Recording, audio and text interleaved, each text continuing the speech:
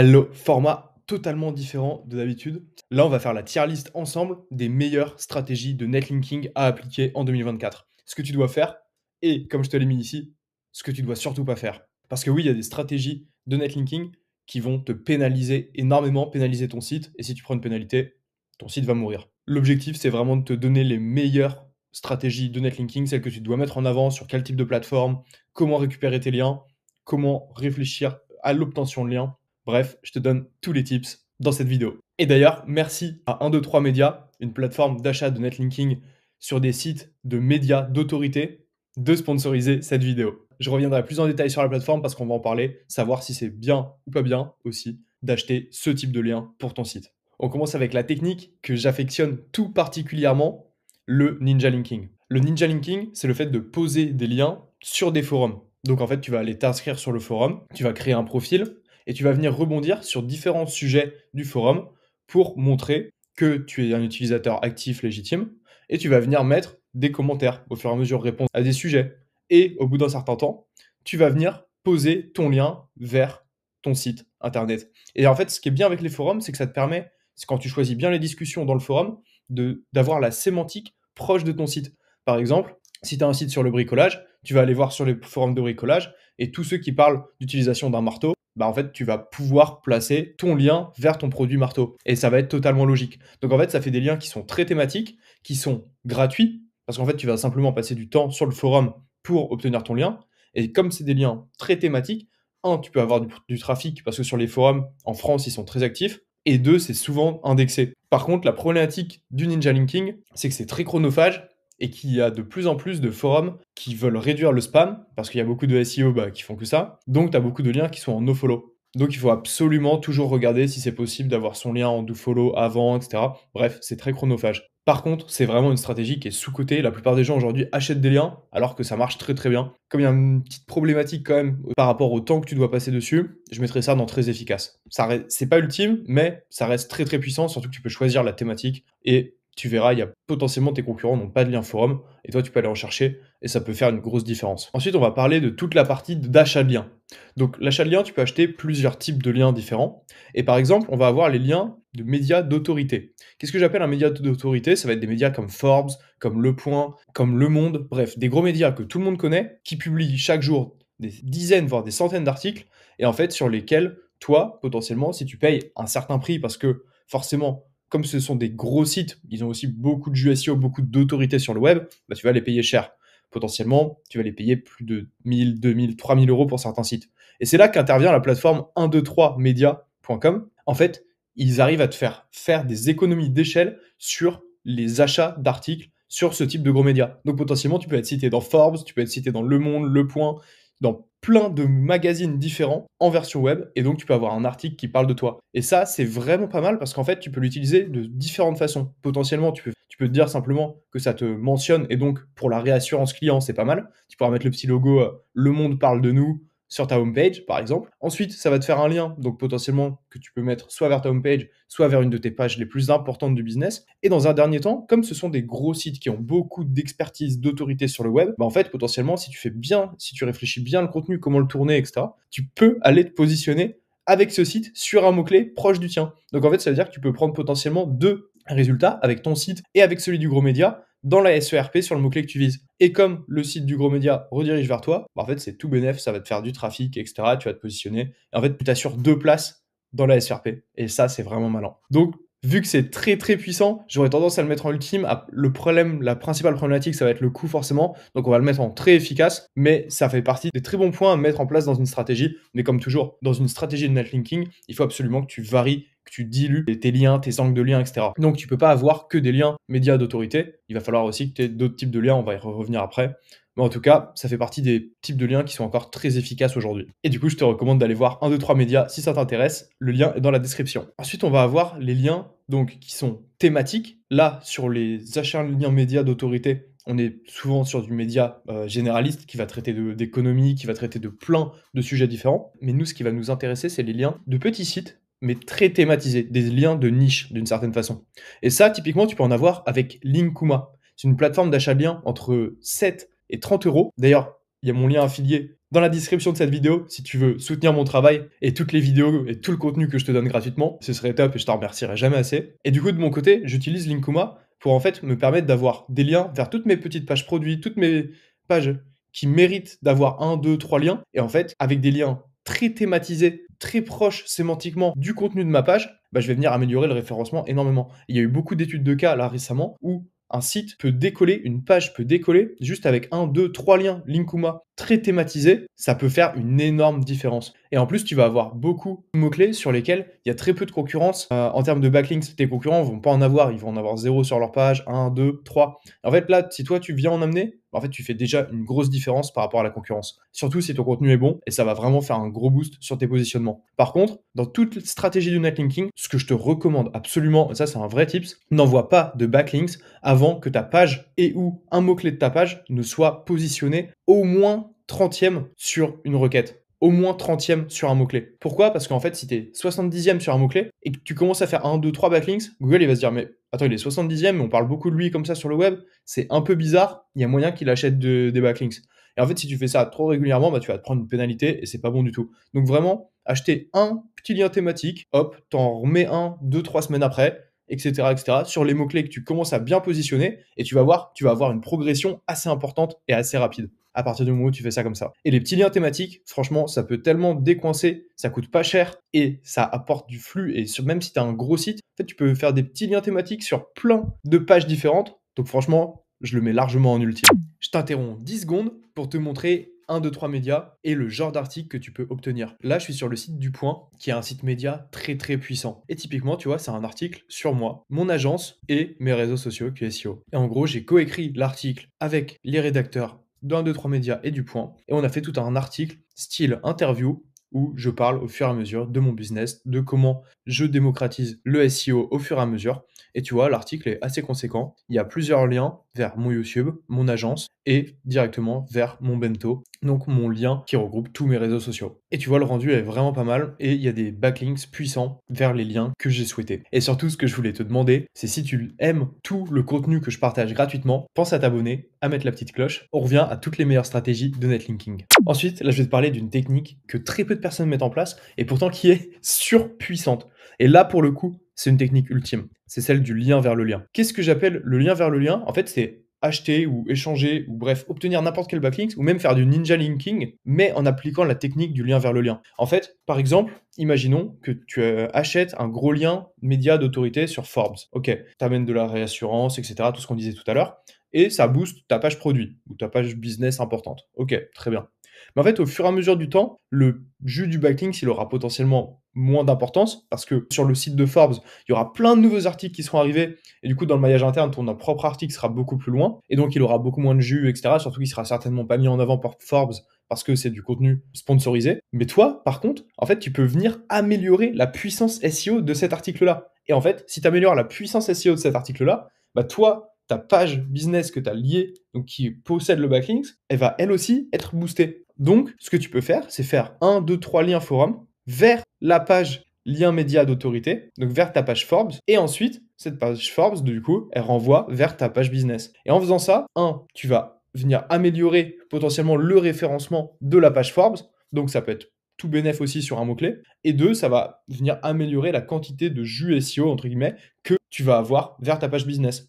Et ça, tu peux le faire, tu peux faire 3, 4, 5 backlinks vers un des gros backlinks que tu as, donc un backlink puissant, bien thématique, bref, un backlink efficace, et tu vas venir l'améliorer et lui donner beaucoup plus d'importance. Et ça, ton site, il va en bénéficier derrière. Et en fait, beaucoup de personnes ne le font pas parce qu'ils ont du mal à se dire, OK, je vais acheter un backlink qui ne va pas directement rediriger vers mon site. Forcément, ça a un coût, ça a du temps, ce genre de choses. Mais en fait, ce qu'ils ne voient pas, c'est qu'au fur et à mesure, les backlinks que tu as achetés avant, bah, ils perdent aussi en puissance. Donc, en fait, c'est une très bonne façon de maintenir cette puissance et potentiellement même de l'améliorer. Et ça coûte potentiellement moins cher que d'aller racheter un nouveau backlink sur un gros site média, etc., etc.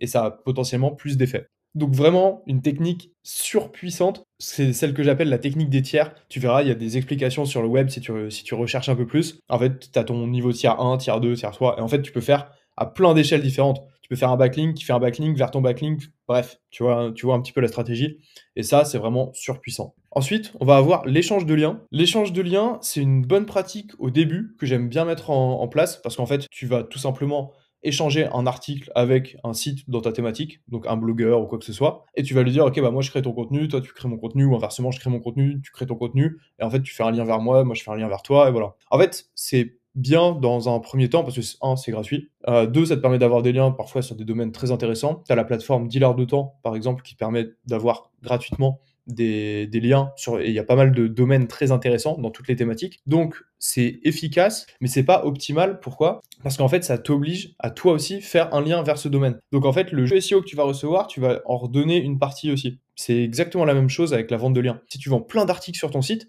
bah, en fait, au fur et à mesure, tu affaiblis le jeu SEO de ton site que tu renvoies vers plein de sites externes. Donc, il faut que tu arrives à garder, à emmagasiner une quantité et à la faire circuler dans ton site par le maillage interne. Et donc, pas seulement renvoyer vers d'autres sites. D'où le fait que l'échange de liens, c'est une bonne pratique au début, mais plus tu arrives à garder ce jus dans ton site, à le faire circuler vers tes pages importantes, mieux ce sera aussi. Donc ça reste efficace, il faut le faire. Ça reste des liens sur des domaines importants, sur des sites thématiques, donc ça améliore ta sémantique, ça améliore ton expertise, mais toi aussi tu donnes une partie de ton expertise à ce site. Donc c'est pas la stratégie la plus optimale en tout cas pour se positionner, mais ça marche pour des lancements de sites, ça marche très bien. Et encore une fois, ça permet de diluer et de venir varier les sites sur lesquels tu as des backlinks, les types de contenus, les encres, etc., etc. Donc à exploiter dans tous les cas. Ensuite, on va voir les liens sur des blogs généralistes. Donc, qu'est-ce que j'appelle des blogs généralistes?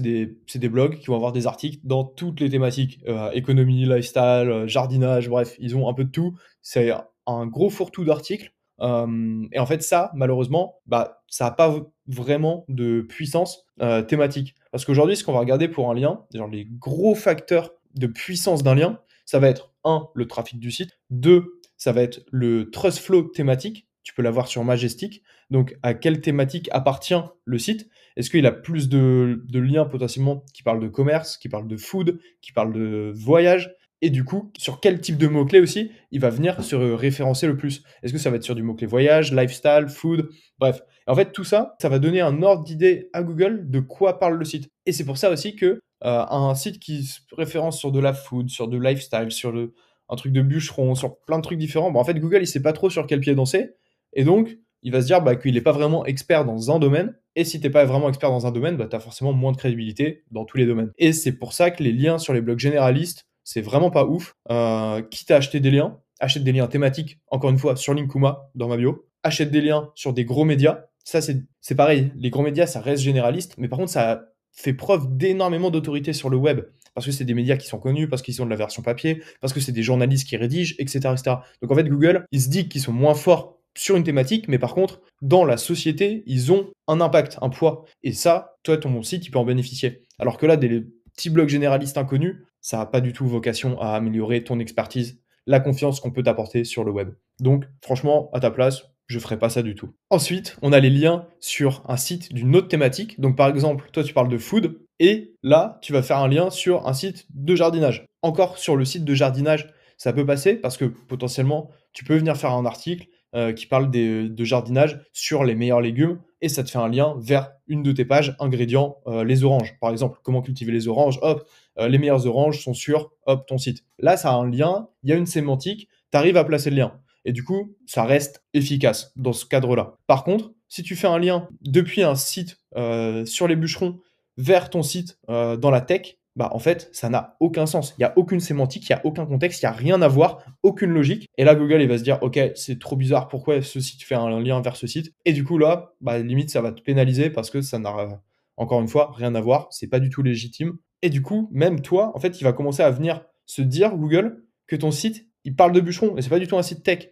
Tu vois? Et en fait, ça va venir lui mettre quelques doutes sur la thématique de ton site et au fur et à mesure, il va être un peu perdu. Donc en fait, ça va avoir un effet potentiellement négatif sur ton référencement, sur des mots-clés très très tech. Tu vois où je veux en venir. Donc à ta place, c'est pas ouf. Tu peux en faire un si c'est comme dans mon premier exemple, très sémantique, tu arrives à retrouver une liaison sémantique qui paraît logique, mais dans la plupart du temps, les gens n'y arrivent pas et en fait ils font des liens pour faire des liens et du coup ça a plus un effet néfaste. Et dans un dernier temps, les liens sur les réseaux sociaux. Et ça pour moi c'est une catégorie totalement à part. Un, parce que les liens ils sont pas en do follow sur X, sur, Reddit, Quora, ils sont pas en do follow, ce qui signifie qu'en fait, ces liens-là ne partagent pas le jus SEO du site, donc du réseau social et de la page vers ton site. Ce qui fait que c'est des liens qui ont pas vocation à apporter de la puissance SEO à ton propre site. Donc c'est pas des backlinks utiles. Par contre, ces liens-là, ils ont un vrai potentiel et ça, c'est un vrai petit tips que je te donne. Les liens sur Reddit, X et Quora, en fait, comme c'est des réseaux sociaux, Google, il va crawler énormément ces contenus-là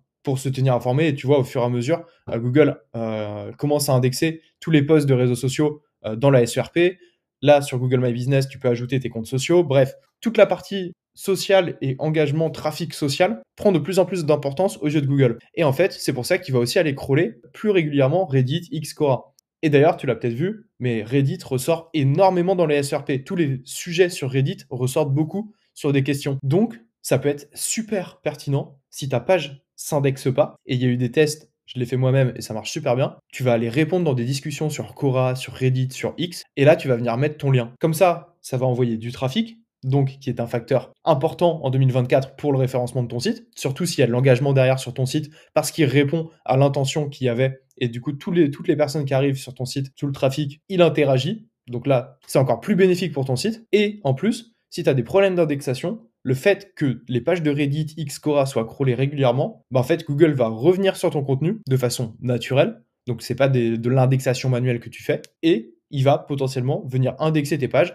parce qu'elles répondent à un sujet de discussion sur Reddit, sur Quora, sur X, etc. Donc, ça reste un moyen très efficace, même s'il n'y a pas de côté purement SEO, puissance de backlink. Mais par contre, pour tout ce qui est engagement, trafic, indexation, ça marche très bien. On va le mettre dans efficace, mais je te recommande d'utiliser ça. Et pareil, sur Facebook, si tu as une communauté, n'hésite pas à partager des liens vers tes pages produits, tes pages collections, tes pages catégories, tes pages de blog, tes articles, parce que ça permet d'envoyer du trafic, et le trafic est aujourd'hui un facteur de classement pour Google. Voilà, maintenant tu es un peu plus calé en SEO sur les meilleures stratégies de netlinking. Il faut absolument que tu mettes en place les petits liens thématiques avec Linkuma potentiellement, la stratégie de lien vers le lien, le ninja linking, parce que, encore une fois, c'est gratuit, c'est efficace. Et si tu veux, sur mon compte TikTok, j'ai une série où je partage 3 spots de ninja linking pour 30 €. Et dans ces spots-là, tu as Marmiton, par exemple. Donc si tu veux un lien sur Marmiton, tu sais où aller. Et après, tu as la possibilité d'acheter des liens sur des médias qui vont améliorer toute la partie réassurance client et qui vont venir faire des gros backlinks d'autorité sur ton site avec les liens médias d'autorité.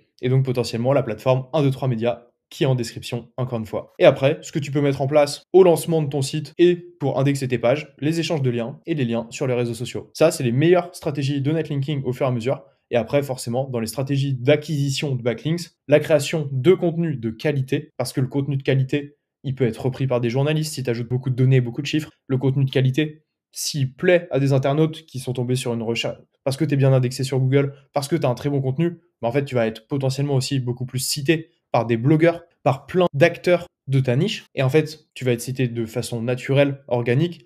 Et ça, c'est la meilleure façon d'obtenir des liens. Et ensuite, tu as toute la façon prospection où tu peux te dire, OK, je vais faire une infographie sur mon sujet, sur ce type de produit, sur cette consommation, sur les consommateurs, bref, où tu vas mettre plein de données, un peu en mode communiqué de presse ou infographie, et tu vas venir l'envoyer avec une stratégie de mailing à des personnes qui pourraient être intéressées, à des blogueurs de ta niche, à des journalistes de ta niche, les relations presse aussi potentiellement. Bref, tu as plein de moyens différents d'obtenir des backlinks pour venir améliorer tout ton référencement sur les pages business que tu veux pousser et sur les mots-clés sur lesquels tu veux ranker. Encore une fois, si tu aimes tout le contenu gratuit et la valeur que je t'apporte, pense à mettre un j'aime, à t'abonner et surtout activer la petite cloche. Et après, tu es toujours libre d'utiliser tous mes liens affiliés en description. On se retrouve la semaine prochaine et je vais certainement essayer un nouveau format.